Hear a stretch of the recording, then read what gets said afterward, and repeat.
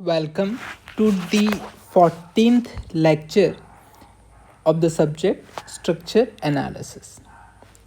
So let's recall what we have done till now. So we will be talking about moment distribution method. Okay. तो यहाँ पे हमने कुछ चीज़ें पढ़ी थी लास्ट क्लास में. इसमें से पहला था आपका carry over moment. Carry over moment का मतलब क्या है कि अगर आप यहाँ पे कुछ मोमेंट अप्लाई करें, है ना, तो दूसरे एंड पे कितना मोमेंट ट्रांसफ़र होगा या यहाँ पे कितना रिएक्शन आएगा, उस वैल्यू को हम ट्रांसफ़र बोल रहे हैं, है ना. इसी चीज़ को हम कैरी ओवर मोमेंट बोल रहे हैं. अप्लाई यहाँ करो, कैलकुलेट यहाँ करो, जितना यहाँ आया उसको आप क्या बोल रहे हैं कि कैरी है. Okay, so that we call carry. Similarly हमने यहाँ पे 3 केसेस के लिए हमने किया. पहला वाला था जब फार एंड फिक्स था, जब दूर वाला एंड क्या था, फिक्स था. यहाँ हमने मोमेंट अप्लाई किया तो इसलिए ये नियर एंड है. और दूसरा वाला क्या है आपका, फार एंड है. सिमिलरली यहाँ पे हमने मोमेंट अप्लाई किया तो ये क्या है आपका नियर एंड, दूसरा वाला क्या है, फार एंड है. तो हिंज के केस में हमने देखा कैरी ओवर मोमेंट कितना है, 0. सिमिलरली कैंटिलीवर के केस में हमने देखा कैरी ओवर मोमेंट कितना है, -m. माइनस का मतलब क्या है आपका, साइन ऑपोजिट है. अगर आप यहाँ पे क्लॉकवाइज एंटी क्लॉकवाइज लगाते हैं तो यहाँ पे मोमेंट क्लॉकवाइज आएगा, ऑपोजिट आएगा. यहाँ पे अगर आप इस तरीके का मोमेंट लगाते है ना, तो यहाँ पे इस तरीके से ऑपोजिट डायरेक्शन में डेवलप होता. तो ये क्या है आपका कैरी ओवर मोमेंट. देन इसी चीज़ को हम फैक्टर कर देते हैं तो this is called carry over factor, है ना. m की जगह एक मैथमेटिकल वैल्यू को रिप्रेजेंट करते हैं, यहाँ पे जिस तरीके से रिप्रेजेंट किया है. यहाँ पे हमने दोबारा 3 केसेस देखे थे, है ना. Then we talked about stiffness factor. इसमें भी हमने 3 केस देखे थे. पहला क्या था, फार एंड फिक्स के लिए, है ना. यहाँ पे हमने यहाँ पे इस तरीके से मोमेंट के टर्म्स में निकाला था, है ना, और बताया था कि स्टिफनेस कितनी है, 4EI/L. हिंज के केस में थी 3EI/L, है ना. इस तरीके से हमने कैलकुलेट किया था. देन हमने रिलेटिव स्टिफनेस निकाली थी जो एक्चुअल में हमारे काम की है इस पर्टिकुलर मेथड में. मेथड है हमारा मोमेंट डिस्ट्रीब्यूशन मेथड. तो यहाँ पे आपके लिए सबसे ज़्यादा इम्पॉर्टेंट यही चीज़ है. जब फार एंड फिक्स रहेगा तो रिलेटिव स्टिफनेस हो गई आपकी I/L. जब फार एंड हिंज रहेगा तो रिलेटिव स्टिफनेस होगी आपकी 3/4 I/L. ये फैक्टर 3/4 कब आएगा, जब आपका फार एंड क्या है, हिंज है. अगर फार एंड फिक्स है तो कोई प्रॉब्लम नहीं है, I/L, है ना. तो इस तरीके से हमने ये देखा था, है ना. ओके, सो हम आगे बढ़ते हैं. अब हम एक क्वेश्चन सॉल्व करेंगे यूजिंग दिस मेथड, है ना. हम मेथड कौन सा पढ़ रहे हैं, दोबारा से मैं आपको याद दिला दूँ. मेथड हमारा क्या है, मोमेंट डिस्ट्रीब्यूशन मेथड. नाउ इससे हम सॉल्व करके देखते हैं. So your first question is solve the given beam. Okay, solve the given beam. यहाँ पे जो वर्ड है सॉल्व, इसका क्या मतलब है, इसका मतलब है आप इसको एनालाइज करिए. एनालाइज करने का मतलब है आप SFT और BMD ड्रॉ करिए. 2 चीज़ें आपको ड्रॉ करनी है ना. जो हमारी बीम है वो कुछ इस तरीके से है. सो ये आपकी कुछ इस तरीके से बीम है.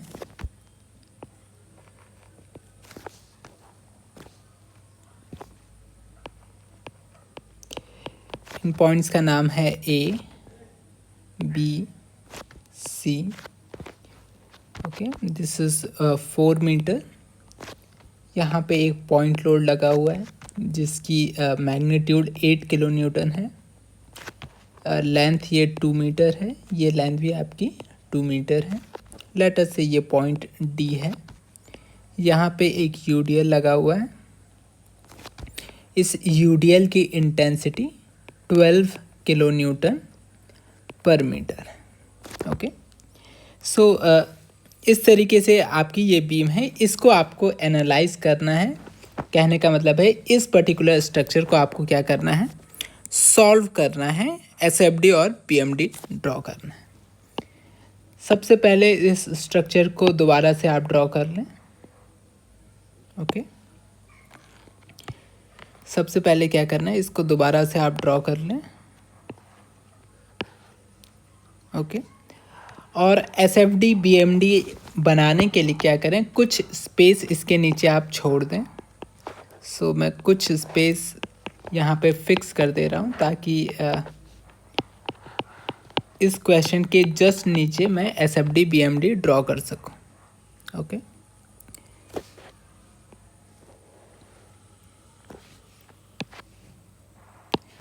Okay,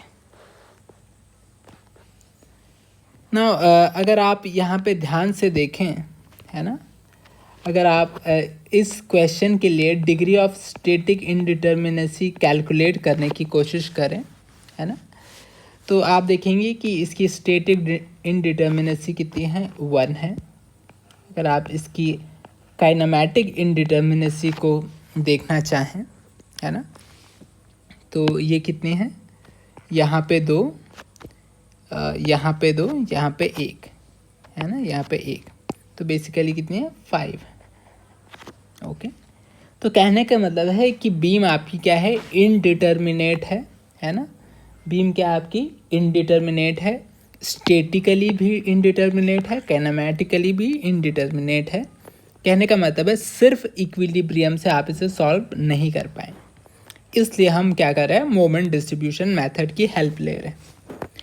now important question is कि आप इस मोमेंट डिस्ट्रीब्यूशन मेथड का यूज़ कैसे कर पाएंगे, है ना, कैसे मोमेंट डिस्ट्रीब्यूशन मेथड को आप यूज़ करेंगे। ओके, तो मोमेंट डिस्ट्रीब्यूशन मेथड जो है ये थोड़ा सा लंबा होता है, लेकिन धीरे धीरे हम उसके स्टेप्स देखेंगे। तो मैं यहाँ पे स्टेप्स लिख दे रहा हूँ, हालांकि एग्ज़ाम में आपको स्टेप्स नहीं लिखने हैं। स्टेप 1 क्या है, आप कैलकुलेट करिए, क्या कैलकुलेट करिए, फिक्स्ड या फिक्सिंग एंड मोमेंट, है ना, फिक्सिंग एंड मोमेंट आप कैलकुलेट करिए। कैसे कैलकुलेट करेंगे, बाय अज्यूमिंग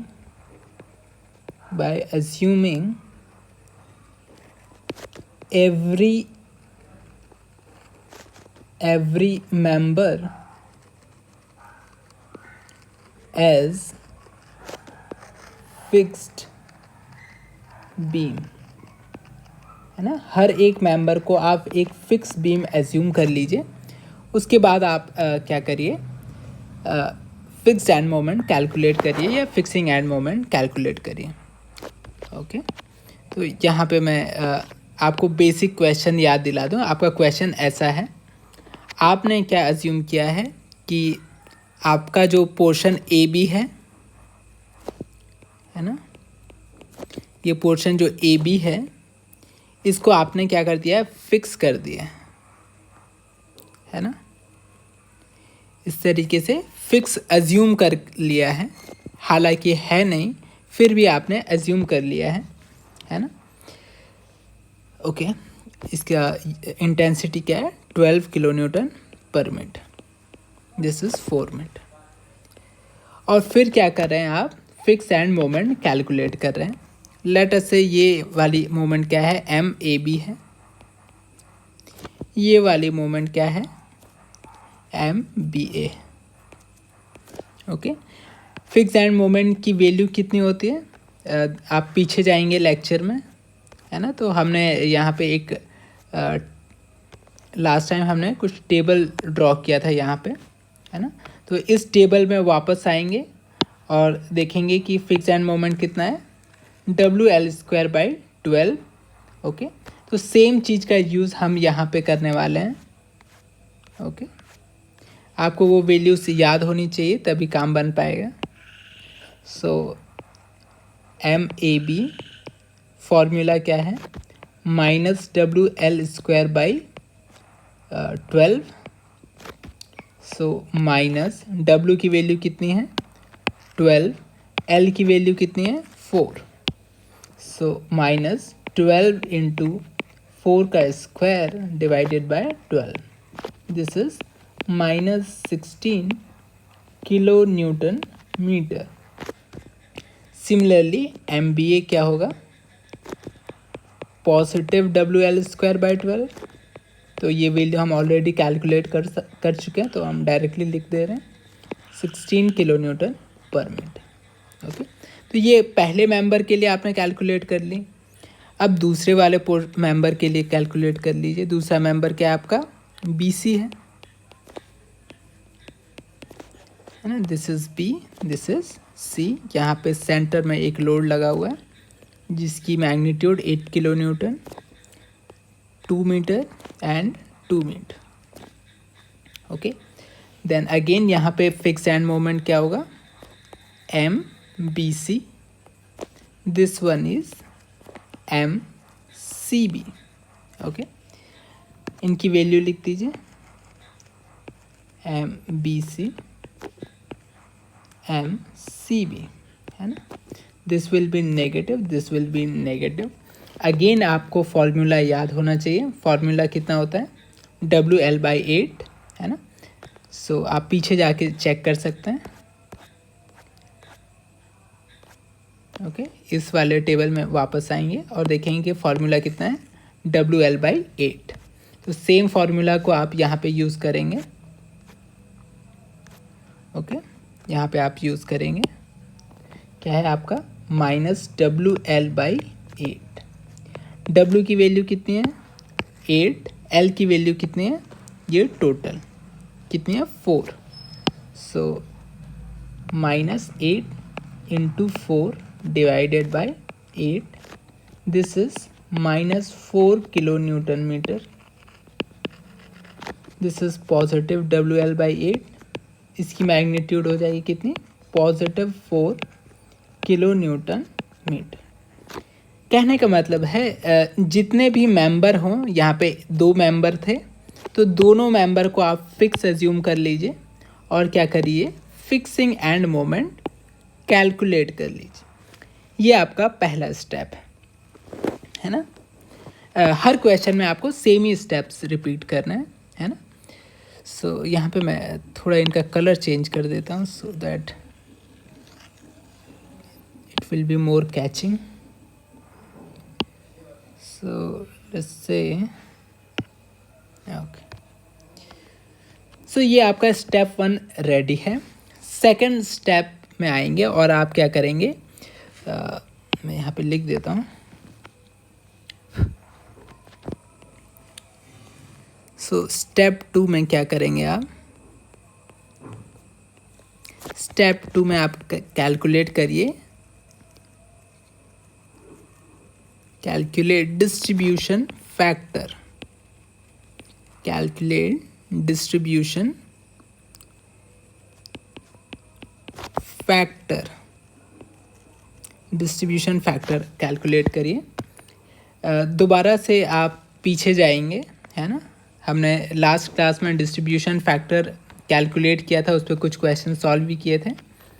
कैसे कैलकुलेट करना है, किसी एक उस मेंबर की KI कैलकुलेट करना है या K कैलकुलेट करना है और सारे K को ऐड कर देना है ना। I का मतलब क्या है, जॉइंट है। I का मतलब क्या है, जॉइंट है। I का मतलब क्या है, कोई एक जॉइंट है। ओके, तो सेम चीज़ हमें यहाँ वापस करनी है ना। तो आप क्वेश्चन में देखेंगे, क्वेश्चन में कितने जॉइंट हैं, एक B जॉइंट है, इकलौता इंटरमीडिएट जॉइंट क्या है, B ही है ना। इसके अलावा ए क्या है, इंटरमीडिएट नहीं है, ये भी क्या है, इंटरमीडिएट नहीं है। जॉइंट ए बी सी तीनों हैं, इंटरमीडिएट जॉइंट क्या है, बी है। तो हमें इंटरमीडिएट जॉइंट पे कैलकुलेट करना है। ओके, सो वापस आते हैं, है ना। और सेम चीज़ को मैं रेफरेंस के लिए दोबारा यहाँ पे कॉपी कर ले रहा हूँ। हालांकि आपको कॉपी नहीं करना है, मैं सिर्फ इसलिए कॉपी कर रहा हूँ ताकि मैं आपको अच्छे से समझा सकूँ। सो मैं इधर ड्रॉ कर देता हूँ। ओके, तो हमारा इंटरमीडिएट जॉइंट क्या है, बी है। हमेशा आप क्वेश्चन को देखते रहें। तो कैलकुलेट करिए, कैसे कैलकुलेट करना है। बी जॉइंट है, बी जॉइंट से पहले देखिए कितने मेंबर्स जुड़े हुए हैं। पहला मेंबर है क्या आपका, बी ए। सेकेंड मेंबर क्या है आपका, बी सी, जो इस जॉइंट से जुड़ा हुआ है। ओके, देन फिर आप क्या कैलकुलेट कर सकते हैं, के वैल्यू कैलकुलेट कर सकते हैं। के वैल्यू कैलकुलेट करिए किसकी, बी ए की। बी ए में फार एंड क्या है, ए है, और वो क्या है आपका, हिंज सपोर्ट है। हिंज सपोर्ट का मतलब क्या है, के क्या होगा आपका, 3/4 आई डिवाइडेड बाय एल, है ना। अब इस क्वेश्चन में आई क्या है, कांस्टेंट वैल्यू है ना, कहीं भी आई चेंज नहीं हो रहा है ना। तो यहाँ पे क्या है, आई लेंथ कितना है ए बी का, तो 4 मीटर है ना। तो यहाँ पे आप क्या लिख सकते हैं, 4 लिख सकते हैं। ओके, थोड़ा मैं इसको नीचे कर देता हूँ। ओके, देन आप दूसरे मेंबर पे आ जाएं, बीसी मेंबर पे आ जाएं। बीसी मेंबर आपका ये वाला है ना। फार एंड क्या है, रोलर सपोर्ट है। रोलर सपोर्ट या हिंज सपोर्ट बात बराबर ही है। तो अगेन के क्या होगा आपका, 3/4 आई डिवाइडेड बाय एल। इसकी लेंथ कितनी है, अगेन 4 मीटर है ना। 2 + 2 4 है ना। सो दिस इज के। उसके बाद आप टोटल के निकाल सकते हैं। टोटल के क्या हो जाएगा आपका, 6i डिवाइडेड बाई 16, है ना। यहाँ से आप डिस्ट्रीब्यूशन फैक्टर निकाल सकते हैं। डिस्ट्रीब्यूशन फैक्टर कैसे निकालते हैं आप, के डिवाइडेड बाय सबमेशन के, है ना। तो आप डिवाइड कर दीजिए, दिस डिवाइडेड बाय दिस। तो आप कैलकुलेट करेंगे तो निकल के आएगा कितना, 0.5। इसके लिए भी निकल के आएगा कितना, 0.5। डिस्ट्रीब्यूशन फैक्टर का क्या मतलब है कि किस रेशियो में मोमेंट डिस्ट्रीब्यूट होगा। अगर आप ध्यान देंगे तो लास्ट क्लास में आपने कुछ क्वेश्चन सॉल्व किए थे, उनको आप थोड़ा एक बार देखें तो आपको अच्छे से समझ में आएगा कि डिस्ट्रीब्यूशन फैक्टर का क्या मतलब है ना। ओके,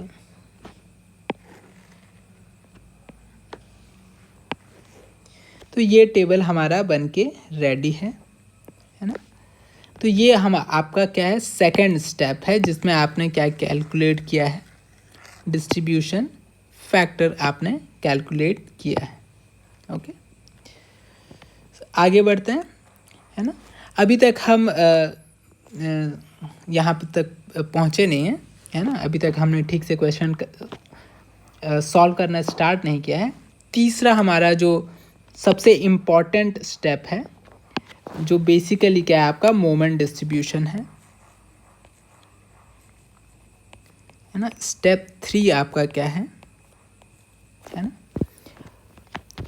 ये है आपका moment distribution. Moment distribution, okay. इसमें क्या कर रहे हैं आप, नॉन स्वे एनालिसिस कर रहे हैं। क्या होता है नॉन स्वे एनालिसिस, ये आप थोड़ी देर में या एक आध क्लास बाद आप समझ जाएंगे। फ़िलहाल आप बस इतना ध्यान दीजिए कि ये क्या है, मोमेंट डिस्ट्रीब्यूशन एक प्रोसेस है जो आप कर रहे हैं, है ना। ओके, तो क्या होता है मोमेंट डिस्ट्रीब्यूशन का प्रोसेस। सबसे पहले आपको क्या करना है, हमेशा ये ध्यान रखें कि आप कौन सा क्वेश्चन सॉल्व कर रहे हैं और आपका स्टेप क्या है ना, उसको आप ध्यान में रखें। ओके, तो मैं यहाँ पे हेल्प के लिए विजुअलाइजेशन हमारा बिगड़े नहीं, इसलिए डायग्राम को यहाँ पे यहीं पे मैं ड्रॉ कर देता हूँ, है ना, ताकि बस आप समझ सकें हम कर क्या रहे हैं। हालांकि आपको ये डायग्राम ड्रॉ नहीं करना है एग्ज़ाम में, मैं बस आपको समझा रहा हूँ कि हम कर क्या रहे हैं। ओके, तो हम क्या कर रहे हैं,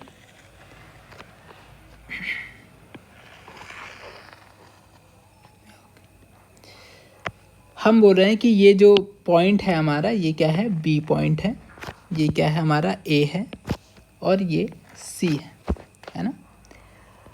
ओके, तो है ना, हम यहाँ पे एनालिसिस कर रहे हैं।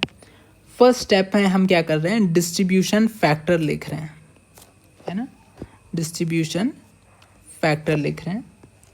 तो हमने बी पे जो डिस्ट्रीब्यूशन फैक्टर निकाले हैं, है ना, यहाँ पे, तो आप यहाँ पे आके देख सकते हैं कि बी ए के लिए हमने कितना निकाला है, 0.5, बी सी पोर्शन के लिए निकाला हमने 0.5। तो कुछ नहीं करना है, सबसे पहले वो डिस्ट्रीब्यूशन फैक्टर को आप लिख दीजिए 0.5, 0.5। ओके, देन डिस्ट्रीब्यूशन फैक्टर का मतलब है कितने पार्ट में आपकी एक अप्लाइड मोमेंट डिस्ट्रीब्यूट हो जाती है ना। अगर कहने का मतलब है, अगर यहाँ पे आप कोई मोमेंट m लगाएं और यहाँ पे वैल्यू 0.5 है, इसका मतलब है ये अप्लाइड मोमेंट इस पोर्शन में कितना आएगा, 0.5 m आ जाएगा, है ना। इस पोर्शन में कितना आएगा, दोबारा से 0.5 m आ जाएगा। जितना अप्लाई किया वो इस जॉइंट पे कैसे ब्रेक हुआ, कैसे डिस्ट्रीब्यूट हुआ, वो क्या है, डिस्ट्रीब्यूशन फैक्टर है। अगर आप कोई मोमेंट यहाँ लगाएंगे, है ना, कोई मोमेंट यहाँ लगाएंगे तो यहाँ से तो कोई दूसरा मेंबर जुड़ा नहीं है, तो आप जितना मोमेंट लगाएंगे वो सारा का सारा कहाँ आएगा, इसी मेंबर पे आएगा, है ना, सारा का सारा इधर ही आएगा। कहने का मतलब है यहाँ पे डिस्ट्रीब्यूशन फैक्टर कितना होगा, 1 होगा। सिमिलरली दूसरे एंड पे ऐसा ही होगा, है ना। अगर आपको ये समझ में नहीं आ रहा है तो लास्ट क्लास का आप प्रॉब्लम जाइए और थोड़ा उसको देखिए, तो आपको अच्छे से समझ में आएगा, है ना। अदरवाइज़ हो सकता है आप कंफ्यूज हो। तो ये सबसे स्टेप नंबर 1 क्या है, हमने डिस्ट्रीब्यूशन फैक्टर लिख लिया। फिर हम क्या कर रहे हैं, हम फिक्स्ड एंड मोमेंट लिख ले रहे हैं, है ना। तो फिक्स्ड एंड मोमेंट भी हमने कैलकुलेट करके रखे हैं, ये सारी वैल्यूज़, है ना, ये सारी वैल्यूज़ हमने कैलकुलेट करके रखी हुई हैं। -6 कहाँ कौन सी है, ए बी है ना, ये क्या है, बी ए है। तो इन सारी वैल्यूज़ को हम उनकी सही जगह पे लिख देते हैं, है ना, कि ए बी पे मोमेंट, यहाँ पे ए बी वाली मोमेंट कितनी है, हमने यहाँ कैलकुलेट की है, कितनी है, -16।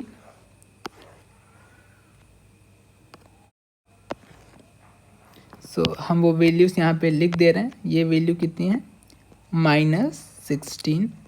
इधर वाली वैल्यू कितनी है, +16। ओके, देन बाकी चीज़ कितनी है, -4 and +4, this is -4, this is +4। लेकिन बात क्या है कि एक्चुअल में तो ये करेक्ट वैल्यू ऑफ मोमेंट है नहीं, ये तो क्या है, फिक्सिंग एंड मोमेंट है। आपने क्या किया है, आपने अज्यूम कर लिया है कि ये क्या है, फिक्स है, लेकिन एक्चुअल क्वेश्चन में तो क्या है, हिंज है। मतलब आपने क्या है, गलत अज्यूम किया है ना, आपने क्या किया है, गलत अज्यूम किया है ना। इसका मतलब क्या हुआ कि आपको इसको सही करना पड़ेगा, है ना। यहाँ पे तो मोमेंट, यहाँ पे क्या है, हिंज सपोर्ट है, यहाँ भी क्या है, हिंज सपोर्ट है।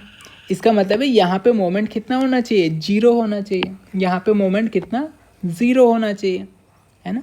तो आप क्या करेंगे, यहाँ पे मोमेंट क्या करेंगे, 0 लाएंगे, है ना। तो स्टेप जो है इसे कहते हैं आप रिलीज, आपको सही कर रहे हैं। तो आपको 0 लाने के लिए क्या करना होगा, +16 ऐड करना पड़ेगा, यहाँ पे -4 आपको ऐड करना पड़ेगा, है ना।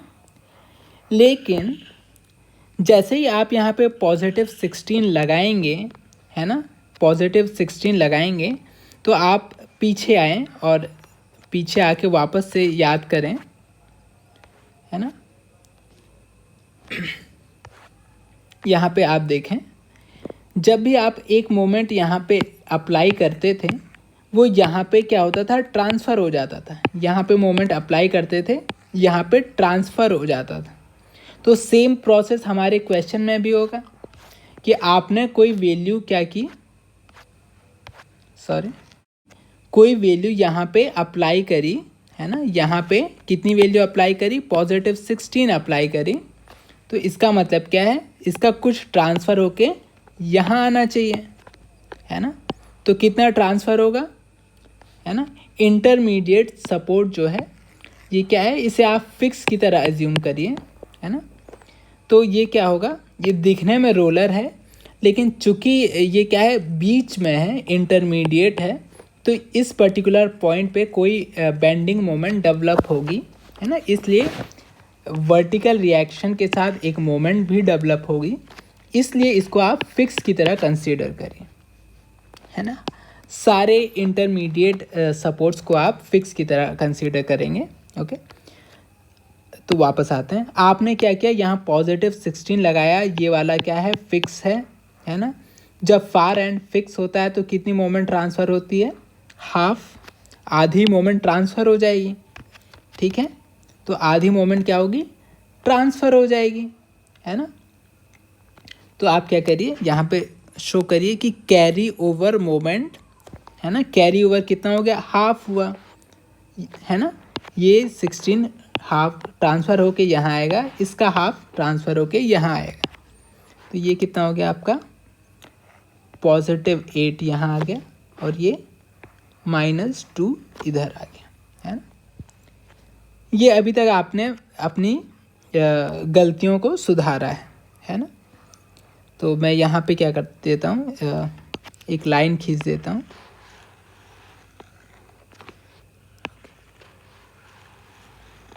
ओके। तो यहाँ पे आपने अपनी गलती को सुधार लिया है ना। अब यहाँ से आप कैलकुलेट कर सकते हैं नेट फिक्स्ड एंड मोमेंट। कैसे कैलकुलेट करेंगे, जोड़ के, है ना। इन दोनों को जोड़ दीजिए, इसको जोड़ दीजिए, इसको जोड़ दीजिए, इसको जोड़ दीजिए। ये कितना हो गया आपका 0, ये कितना हो गया +24 -6, दिस इज 0, ओके। नाउ आप ऑब्जर्व करेंगे इस पॉइंट बी के ऊपर बेंडिंग मोमेंट की वैल्यू कितनी है, +24, और इसके जस्ट इधर क्या है, -6, है ना। तो ये तो कोई लॉजिक हुआ नहीं। किसी भी एक पॉइंट पे बेंडिंग मोमेंट की वैल्यू तो क्या होनी चाहिए, एक ही होनी चाहिए, है ना। इसका मतलब है आपको यहाँ पे भी क्या करना पड़ेगा, बैलेंस करना पड़ेगा, है ना। इस यहाँ पे भी क्या करना पड़ेगा, बैलेंस करना पड़ेगा। तो नेक्स्ट स्टेप है आपका बैलेंस, है ना। काफ़ी लंबा मेथड है ना। तो थोड़ा आपको स्टेप, जब तक आप ये समझेंगे नहीं कि आप कर क्या रहे हैं, तब तक हो सकता है आपको प्रॉब्लम हो, है ना। तो इसको बैलेंस आप कैसे करेंगे, है ना। इन दोनों को आप ऐड कर दीजिए। आप ऐड करेंगे तो कितना होगा, +18 होगा, +18 होगा, है ना। इन दोनों को ऐड करेंगे तो +18 होगा। +18 को न्यूट्रलाइज करने के लिए आपको -18 अप्लाई करना पड़ेगा, है ना। तो क्या करिए, यहाँ पे इन दोनों को ऐड करिए, उसके ऊपर माइनस साइन लगा के -18 को अप्लाई करिए। जैसे ही -18 आप यहाँ अप्लाई करेंगे, जैसे ही आप क्या करेंगे, यहाँ पे -18 अप्लाई करेंगे, ये -18 एक इस पार्ट में डिवाइड हो जाएगा, एक इस पार्ट में डिवाइड हो जाएगा। कितना, किस रेशियो से होगा, 0.5 तो 18 का मल्टीप्लाइड बाय 0.5 इज़ 9, ओके। यहाँ पे बैलेंस क्या हो जाएगा, -9, इधर भी बैलेंस कितना हो जाएगा -9। बेसिकली हम क्या कर रहे हैं, इन दोनों को ऐड कर रहे हैं, मल्टीप्लाई उनके डिस्ट्रीब्यूशन फैक्टर से कर रहे हैं। इन दोनों को ऐड कर रहे हैं, मल्टीप्लाई डिस्ट्रीब्यूशन फैक्टर से कर रहे हैं, है ना। तो यहाँ पे क्या आ गया आपका -9। ओके, ये -9 आ गया। ओके, और जैसे ये -9 आया, इसका कुछ कैरी ट्रांसफ़र होगा, कैरी ओवर मोमेंट, है ना। और फार एंड क्या है आपका, फार एंड क्या है, हिंज है, इधर रोलर है। इसका मतलब है कैरी ओवर कितना होगा, जब फिक्स रहता है तो हाफ होता है, जब हिंज रहता है तो 0 होता है। तो इसका ट्रांसफ़र कितना होगा, 0 होगा। इसका ट्रांसफ़र कितना होगा, 0 होगा, है ना। यहाँ से हमने ट्रांसफ़र कितना किया, 0 किया। तो इस तरीके से ये आपका आ गया। लास्ट स्टेप क्या करना है आपको, इनको इसको जोड़ देना है। ओके, यहाँ से आप जोड़ दीजिए, दिस इज 0। ये क्या है, final end moment. Okay, so this is 24 minus 9 is positive 15, this is minus 15, this is 0, है ना। आप इतना पोर्शन को ऐड कर रहे हैं। ओके, तो इस तरीके से आपने क्या किया, एंड मोमेंट्स कैलकुलेट कर दें, है ना। इतना आपने क्या किया, एंड मोमेंट्स कैलकुलेट कर दें। मोमेंट कैलकुलेट हो चुकी हैं, है ना। तो इसका अगर आप फ्री बॉडी डायग्राम बनाना चाहें, है ना, अगर आप यहाँ पे, मैं यहाँ पे ड्रॉ कर देता हूँ।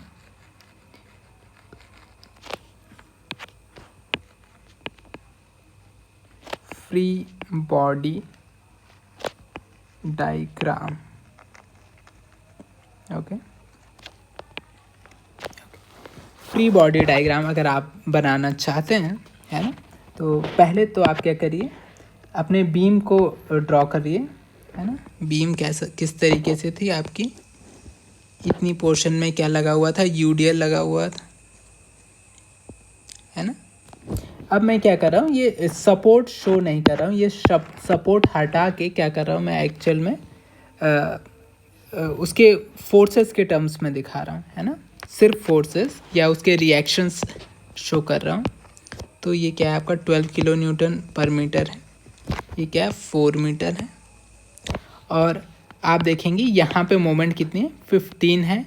पॉजिटिव का मतलब क्या है, क्लॉकवाइज है ना। तो यहाँ पे मैं मोमेंट कितनी लगा दे रहा हूँ, क्लॉकवाइज मोमेंट, जिसकी वैल्यू कितनी है, 15 किलो न्यूटन मीटर। तो इस तरीके से एक डायग्राम ये बन गया आपका, है ना, एक डायग्राम आपका ये बन गया। और जो दूसरा वाला पोर्शन है उसको भी मैं ड्रॉ कर दे रहा हूँ, है ना। थोड़ा मैं इधर से ऐसे ड्रॉ कर दे रहा हूँ। ये क्या आपका ए है, ये क्या आपका बी है, ये बी है, ये सी है। यहाँ पे एक लोड लग रहा था 8 किलो न्यूटन, है ना। देन मोमेंट इस पोर्शन में कितना लग रहा है, -15। ओके, तो -15 का मतलब क्या है, anticlockwise. This is 15 kilo newton metre. इस तरीके से आपका ये सारे मैंने लोड लगा दिए। अब बच गया इनके रिएक्शंस कैलकुलेट करना, है ना, इसके रिएक्शन कैलकुलेट करना। तो यहाँ से आप रिएक्शन कैलकुलेट कर सकते हैं, है ना, यहाँ से रिएक्शन कैलकुलेट कर सकते हैं। ओके, तो अगर आप इस लोड की वजह से रिएक्शन कैलकुलेट करेंगे तो ये टोटल लोड कितना हो गया, 12 मल्टीप्लाई बाई 4, 48, है ना। और ये दो पार्ट में डिवाइड हो जाएगा, तो ये कितना हो गया आपका 48 का हाफ कितना हो गया, 12 किलो न्यूटन, है ना। सिमिलरली 12 किलो न्यूटन, है ना। दूसरे वाले पार्ट में देखेंगे, सिर्फ लोडिंग की वजह से कितना हो जाएगा आपका, ये हो जाएगा आपका 4 किलो न्यूटन। ये भी क्या हो जाएगा आपका 4 किलो न्यूटन, ओके, अब क्या बचा, हमने यहाँ पे मोमेंट को छोड़ दिया था, तो मोमेंट की वजह से भी आप रिएक्शन कैलकुलेट कर लेंगे, है ना। तो मोमेंट की वजह से रिएक्शन कितना कैलकुलेट होगा, कितना निकल के आएगा, है ना। तो यहाँ पे मैं आपको रफ आइडिया दे दे रहा हूँ ताकि आप आसानी से कैलकुलेट कर सकें, है ना। यहाँ पे मैं नोट डाल दे रहा हूँ मैं एक्चुअल में क्या कर रहा हूँ। अगर आपके पास कोई ऐसी बीम है ना, कोई ऐसी बीम है जिसमें कहीं पे भी एक मोमेंट लगा हो, कहीं पे भी, है ना, कुछ भी एक पॉइंट ए बी पे है, कुछ भी डिस्टेंस है, और ये एल है, तो आप रिएक्शंस बहुत आसानी से निकाल सकते हैं। कैसे निकाल सकते हैं, अगर आपकी मोमेंट जो है इस तरीके से घूम रही है ना, ये डायरेक्शन क्या है आपकी, क्लॉकवाइज है, तो रिएक्शन इस तरीके से डेवलप होंगे कि वो इस रोटेशन को रेजिस्ट करेंगे। कहने का मतलब है, आप ऐसे समझिए कि ये इस तरीके से घूम रही है, तो ये रिएक्शन आपके इस तरीके से आएंगे, है ना। अगर आप रिएक्शन का सिस्टम देखोगे तो ये क्या है आपका, इस तरीके से, है ना, ऐसा है। ये क्या है आपका, एंटी क्लॉकवाइज है, और मोमेंट क्या है आपका, क्लॉकवाइज है ना। तो ये दोनों एक दूसरे को रेजिस्ट करेंगे, और इन रिएक्शंस की वैल्यू जो होगी वो होगी m divided by l, m divided by l, है ना। तो इस तरीके से आप रिएक्शन कैलकुलेट कर सकते हैं। ओके,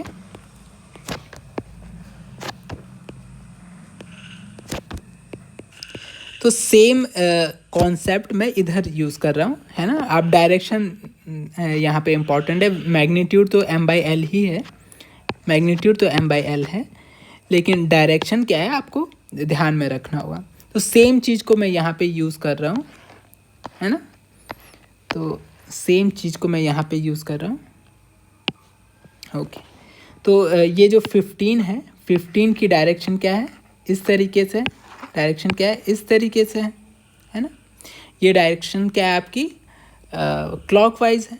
तो रिएक्शन इस 15 के वजह से कैसे आना चाहिए, सच दैट उनका कॉम्बिनेशन कैसा हो, एंटी क्लॉकवाइज, है ना। रिएक्शन कैसा हो, एंटी क्लॉकवाइज। तो यहाँ पे जो रिएक्शन आएगा वो क्या आएगा, कुछ मैं नीचे ड्रॉ कर देता हूँ, है ना। तो यहाँ पे रिएक्शन कितना आएगा, इधर नीचे आएगा, है ना, इधर कितना आएगा, ऊपर आएगा। वैल्यू कितनी होगी, m divided by l, m की वैल्यू कितनी है 15, l कितना है 4, तो 15/4 कितना हो गया आपका 7.5 का हाफ, दिस इज 3.25, है ना, 3.25। तो ये वैल्यू कितनी आएगी 3.25, ये वैल्यू कितनी आएगी 3.25, है ना। एक वैल्यू ऊपर है, एक वैल्यू नीचे है ना। तो दोनों का जो आप नेट कैलकुलेट करेंगे तो क्या करेंगे, माइनस कर देंगे, है ना।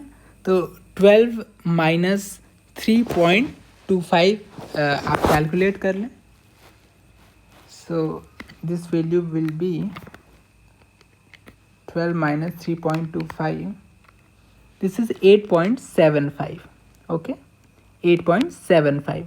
तो मैं इसको डायरेक्टली लिख दे रहा हूँ, टोटल कितना हो गया आपका 8.75 किलो न्यूटन। सिमिलरली यहाँ पे दोनों फोर्सेस वर्टिकल डायरेक्शन में है, तो दोनों को आप ऐड कर देंगे, तो 12 प्लस 3.25 कितना हो जाएगा आपका 15.25, राइट। सो इसको मैं डिलीट करके लिख दे रहा हूँ कितना 15.25, ओके। तो इस तरीके से ये आपका क्या हो गया, कुछ गड़बड़ हो गया, ओके,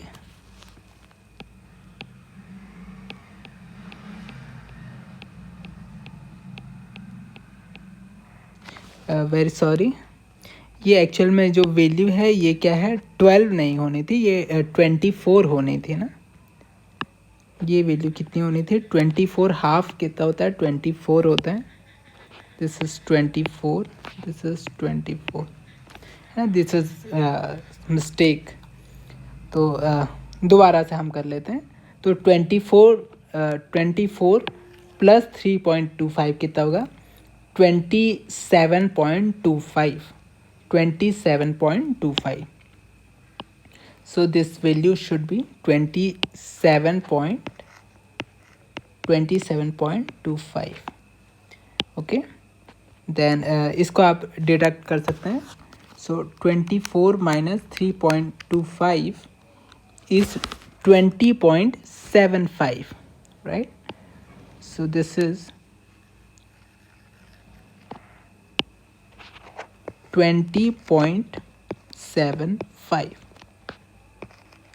नाउ अगर आप ध्यान देंगे कि ये मैंने अपनी गलती पहचानी कैसे, तो एक्चुअल में मैंने सिंपल चेक लगाया था, मैंने दोनों रिएक्शन को ऐड करने की कोशिश की थी, है ना। अगर आप दोनों रिएक्शन को ऐड करेंगे तो it should be 12 multiply by 4, 48 के आसपास होना चाहिए, मतलब एग्जैक्टली 48 होना चाहिए। नाउ अब मैं ऐड कर रहा हूँ तो मुझे 48 दिख रहा है। नाउ आई एम श्योर कि ये सही है ना। लास्ट टाइम वो 12 मैंने लिख दिया था तो 48 नहीं हो रहा था, तो ये मुझे पता चल गया था कि मैंने कहीं गड़बड़ किया है ना। अगेन वापस आते हैं। सो दोबारा से करते हैं। यहाँ पे मोमेंट की वजह से जो रिएक्शन होगा, है ना, मोमेंट आपकी क्या है, इस तरीके से है ना, मोमेंट क्या है, इस तरीके से है। तो ये डायरेक्शन क्या है आपकी, एंटी क्लॉकवाइज है। तो रिएक्शन कैसे आएंगे, क्लॉकवाइज आएंगे, है ना। क्लॉकवाइज आने के लिए कैसा होना चाहिए, इसको ऊपर होना चाहिए, इसको नीचे होना चाहिए, तब जाके ये क्लॉकवाइज आपका बनेगा, राइट। तो ये वाला जो रिएक्शन होगा ये क्या होगा, ऊपर होगा, ये वाला क्या होगा, नीचे होगा, राइट। मोमेंट की वजह से ये m/l वाला की बात कर रहे हैं हम, इन सब की बात कर रहे हैं ना, एक नीचे एक ऊपर, ऑपोजिट डायरेक्शन में।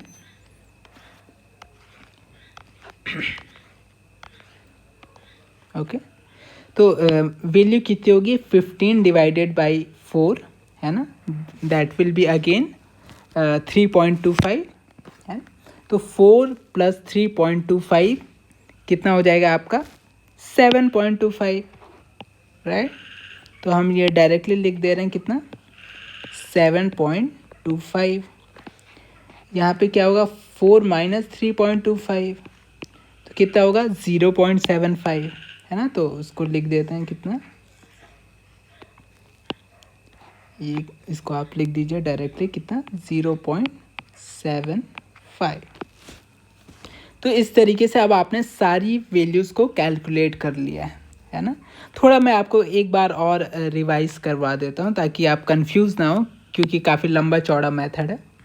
Step number 1, calculate fixing end moment. आप एज्यूम कर लीजिए कि सारे एंड क्या हैं, फिक्स हैं, है ना, सारे एंड फिक्स हैं।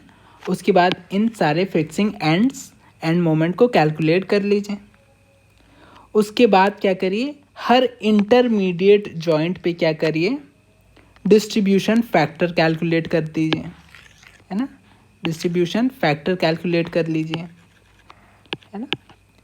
तीसरा स्टेप क्या करिए, आप मोमेंट को डिस्ट्रीब्यूट कर दीजिए। कैसे डिस्ट्रीब्यूट करना है, फिक्सिंग एंड मोमेंट को लिख दीजिए, है ना। फिक्सिंग एंड मोमेंट को लिखने के बाद आप क्या करिए, करेक्शन लगाइए, है ना। करेक्शन जैसे ही आप अप्लाई करेंगे, हाफ इधर ट्रांसफ़र हो जाएगा। यहाँ पे मैं डायरेक्शन ड्रॉ कर देता हूँ ताकि आप कंफ्यूज ना हो, है ना। ये हम कुछ इस तरीके से गए थे, है ना, कुछ ये हमारा कैरी ओवर है, रेड कलर से जो हमने लिखा है कैरी ओवर मोमेंट है ना। फिर हमने क्या किया, यहाँ पे फ्री बॉडी डायग्राम ड्रॉ कर लिया। एक बार आपका फ्री बॉडी डायग्राम बन गया, उसके बाद आप सारी चीज़ें बड़ी आसानी से कैलकुलेट कर सकते हैं, है ना। दोबारा से मैं हेल्प के लिए इसी डायग्राम को, है ना, यूज़ कर ले रहा हूँ। इससे मैं क्या कर रहा हूँ, इससे मैं क्या कर रहा हूँ, आपका SFD BMD इसी को देख के आपको ड्रॉ करना है ना, इसलिए मैं यहाँ पे उसको लिख यहाँ पे समझाने के लिए। ओके, तो ये मैंने जो कैलकुलेट किया है इसकी मदद से मैं SFD ड्रॉ करूँगा। पहला जो मैं ड्रॉ कर रहा हूँ वो क्या है आपका SFD। ओके, कैसे ड्रॉ करना है, पॉइंट ए पे आइए, पॉइंट ए पे वर्टिकल रिएक्शन निकालिए, कितना है 20.75। इसको आप यहाँ पे ड्रॉ कर दीजिए। ओके, सो ये जो वैल्यू हो गई कितनी होगी, यहाँ पे इस तरीके से होगी, इसकी मैग्नीट्यूड कितनी होगी 20.75। ओके, फिर आपको क्या करना है, बी पॉइंट पे आइए, है ना, बी पॉइंट पे आइए। ओके, ये आपकी बी पॉइंट है ना, बी पॉइंट पे आइए और इधर से सारी फोर्सेस को ऐड कर दीजिए, है ना, बी पॉइंट पे आइए और इधर से सारी फोर्सेस को ऐड कर दीजिए। कितना है ये 20.75 और ये 48। 20.75 अपवर्ड डायरेक्शन है इसलिए पॉजिटिव, यूडीएल क्या है डाउनवर्ड है, 12/4 है ना। इसको कैलकुलेट करिए, कैलकुलेट करेंगे तो कितना आएगा 20.75 माइनस 48, ये वैल्यू निकल के आएगी 27.25 है ना, नेगेटिव है ना। तो इसको आप क्या करिए नेगेटिव डायरेक्शन में लिख दीजिए 27.25 में। यहाँ पे जो वैल्यू आ रही है कितनी आ रही है -27.25। ओके, तो इसको आप एक्सटेंड करिए। यहाँ पे क्या है यूडीएल है, यूडीएल में कैसे कनेक्ट करते हैं आप, लीनियर है ना, 1 डिग्री कर्व का यूज़ करते हैं।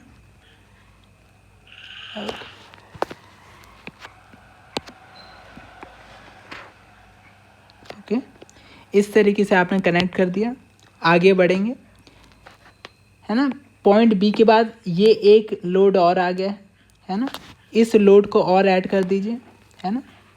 तो इसी वैल्यू में आप क्या करिए इस लोड को ऐड कर दीजिए, तो इसकी वैल्यू कितनी है +27.25 राइट।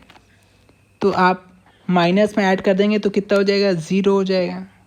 सो ये यहाँ तक आ जाएगा 0 तक। फिर पॉइंट बी पे क्या है 7.25 है। ओके, फिर 7.25 और जोड़ दीजिए है ना, तो 7.25 और जोड़ दीजिए है ना, वैल्यू कितनी है +7.25 राइट। आगे बढ़िए है ना, आगे फिर क्या है आपका नेक्स्ट क्या है आपका 8 है ना, नेक्स्ट क्या है आपका 8, कौन से डायरेक्शन में डाउनवर्ड, मतलब माइनस कर दीजिए। तो +7.25 में क्या करिए +7.25 में क्या करिए -8 कर दीजिए, कितना आया -0.75 आया। तो आप नेक्स्ट क्या करिए यहाँ पे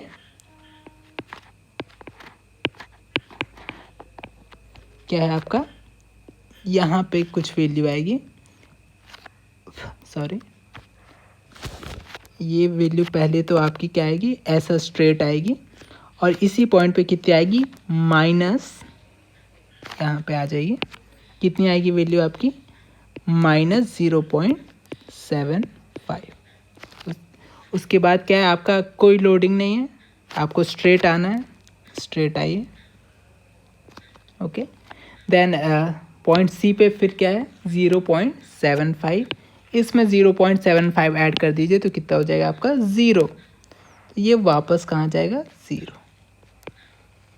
ओके, तो इस तरीके से आपका SFD डायग्राम बन के रेडी है ना। SFD क्या है रेडी है, ऊपर वाला क्या आपका पॉजिटिव है, नीचे वाला डायग्राम क्या आपका नेगेटिव है, ऊपर वाला क्या है पॉजिटिव, नीचे वाला क्या है आपका नेगेटिव है। आप चाहें तो इसमें कलर कर दें, इस तरीके से आप शेड कर सकते हैं। ओके,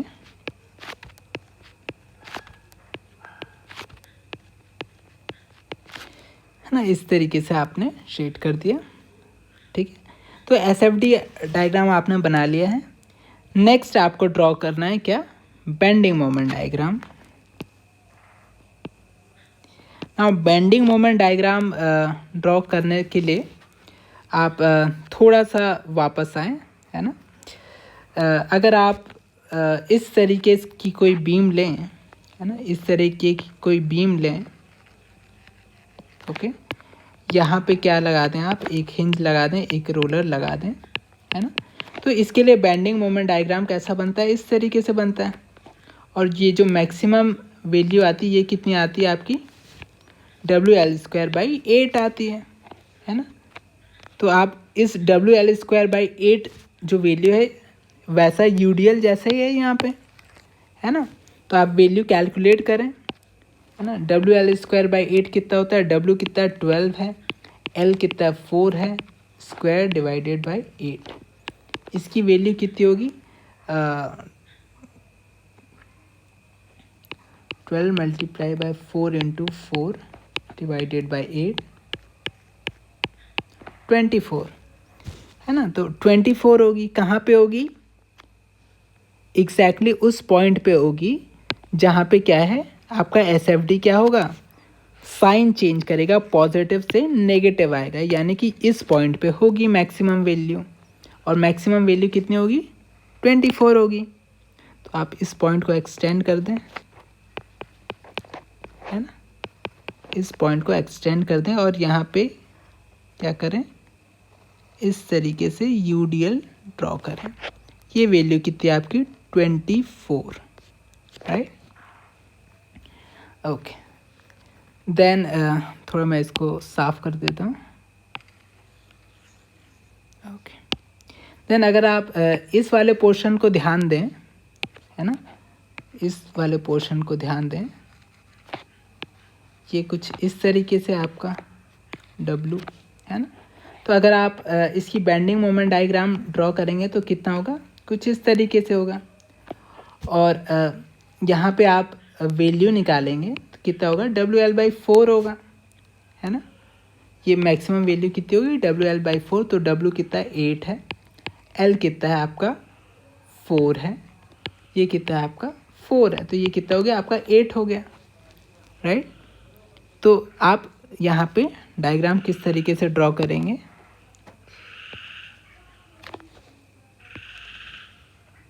इस तरीके से आप डायग्राम ड्रॉ करते हैं,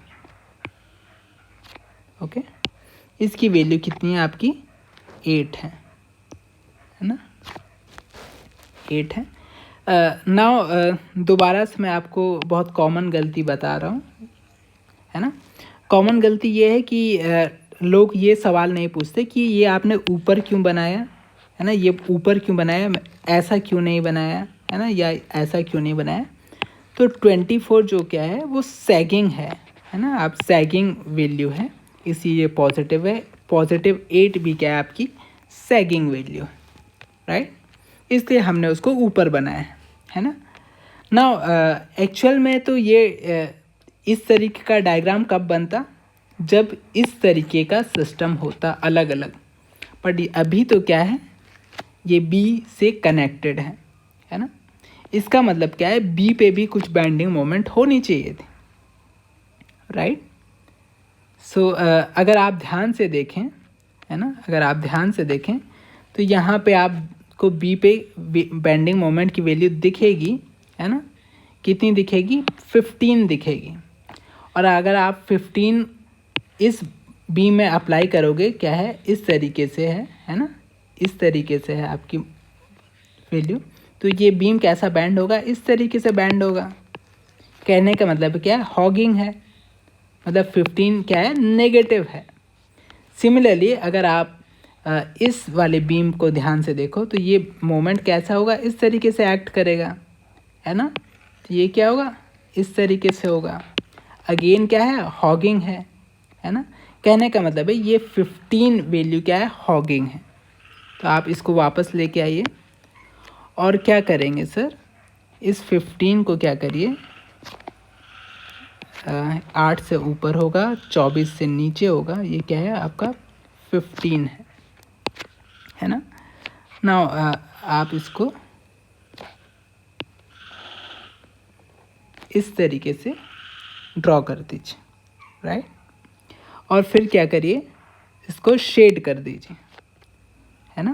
पहले इस लाइन के ऊपर वाला पॉजिटिव, इधर वाला नेगेटिव, ये वाला पॉजिटिव, ओके। तो इसको शेड कर दीजिए। अगर आपने इस तरीके से आंसर दिखाया है तो आपको फुल मार्क्स मिल जाएंगे किसी भी एग्ज़ाम में, है ना। So this is the process. Now one question जो आपके दिमाग में आना चाहिए, वो आपको आना चाहिए कि ये डायग्राम कुछ इस तरीके से क्यों बन रहा है ना। तो ये एक दूसरा तरीका है डायग्राम को ड्रॉ करने के लिए। फॉर एग्ज़ाम्पल, अगर कोई एक फिक्स बीम हो, है ना, कोई एक फिक्स बीम हो, है ना, इस पर लेटर से कुछ इस तरीके से लोडिंग हो, तो आप पेंडिंग मोमेंट डायग्राम ड्रॉ करेंगे तो कुछ इस तरीके से डायग्राम ड्रॉ होगा, है ना, कुछ इस तरीके से डायग्राम ड्रॉ होगा। इसी चीज़ को मैं ऐसे भी ड्रॉ कर सकता हूँ, ऐसे ड्रॉ कर दूँ, और क्या करूँ, ऐसे ड्रॉ कर दूँ, है ना। तो सेम चीज़ मैंने यहाँ पे भी किया है, सेम चीज़ मैंने यहाँ पे भी किया है ना। तो असल में ये डायग्राम दोनों एक ही हैं, आपको बस देखने का तरीका बदलना है। अगर आप ध्यान से देखें तो ये डायग्राम क्या है, वही डायग्राम है ना।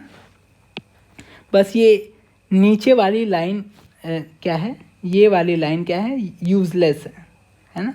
कुल मिला के आपकी बेस लाइन क्या है, ये वाली है ना। जैसे कि यहाँ पे ये लाइन है, इस लाइन, है ना, इस लाइन, ये वाली जो लाइन है आपकी, ये क्या है, आपके लिए बहुत इम्पोर्टेंट है ना। बेस लाइन समझना है ना, ये आपकी क्या है, बेस लाइन हो जा रही है ना। ये क्या आपकी बेस लाइन हो जा रही है, जो कि बेस लाइन यहाँ क्या है, ये वाली है ना। इस लाइन, ये जो लाइन है आपकी, सॉरी, ये जो लाइन है इस तरीके से, है ना, इसको समझना है।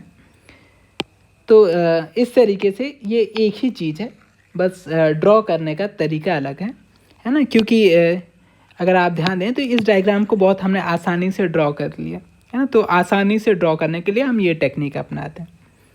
तो ये आपका एक सिंपल सा क्वेश्चन है मोमेंट डिस्ट्रीब्यूशन मेथड के। तो इर्रेस्पेक्टिव ऑफ एनी क्वेश्चन, कैसे भी क्वेश्चन आए, आपके बेसिक प्रोसीजर यही रहेगा, है ना। आपको बेसिक प्रोसीजर यही फॉलो करना, okay. So I hope this is enough for today. I will request you to solve many questions. जब तक आप बहुत सारे क्वेश्चन सॉल्व नहीं करेंगे, आपको थोड़ा क्लियर नहीं होगा कि हमें करना क्या है, okay. So please solve many question, as many question as possible, okay. So thank you very much. In case अगर आपको कोई डाउट है तो आप प्लीज़ पियाज़ा पे पोस्ट करें, okay. I will try to answer them. So thank you very